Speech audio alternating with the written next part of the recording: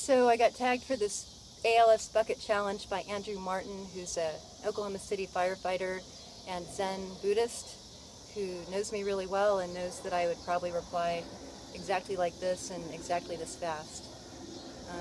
This is in honor of our friend Elaine Smokewood, who died of ALS on January 11th, 2011. She was only 56 years old. And Elaine was my first best friend when I moved to Oklahoma. And on a hot Oklahoma night like this one, we'd be sitting in my backyard sipping sangria, watching our dogs play in the backyard. I don't think Elaine would care whether I dumped ice water over my head, but she was a fierce poet, and I think she'd like it if I read one of her poems.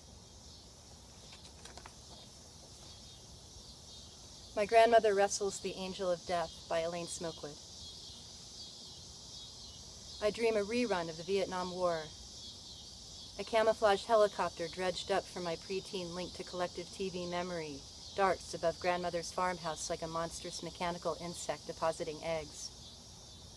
Mother, Father, and I raced to the scene as though were the fire truck, cops, and paramedic ambulance rolled into one.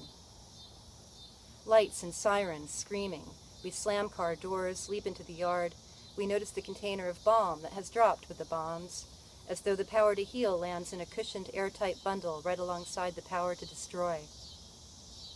Mother pours the magical liquid over the bombs, diffusing them, and I rush into the house to find Grandmother, who is as young again as she was in the 60s, which even then was somewhat old. Although vigorous, dressed in the oversized men's clothes she used to wear to help Grandfather in the field. Only this time she doesn't act as though she's going to the field. She's preparing herself for some risky mission, the rescue, perhaps, of a comrade fallen behind enemy lines.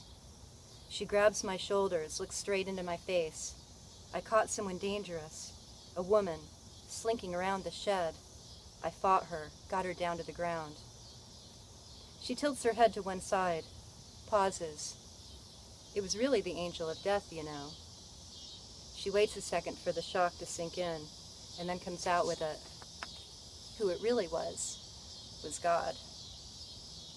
This from a woman who has never once in her entire life outside this dream spoken the word God in my presence, or set foot inside a church except for weddings and funerals, and then only reluctantly and with an attitude of superciliousness mixed with anxiety that has always confused me. But I believe her in my dream with the whole heart.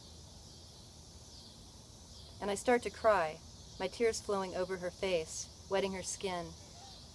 I love you. I love you, I love you, I say. Grandmother, meanwhile, wears the happiest look I have ever seen, inhumanly happy. Her eyes the intense, hard blue of a perfect 68-degree June morning, cloudless and pure. This is no namby-pamby, saintly, sanctimonious, serene, sentimental, happy look I'm talking about. This is the look of a tigress who has tasted blood for the first time, who has found the food that satisfies her hunger after an age of fasting. I dream my grandmother faces death, a tiger woman. All the violence, all the tenderness of earth and water, fire and sky at war in her awful eyes.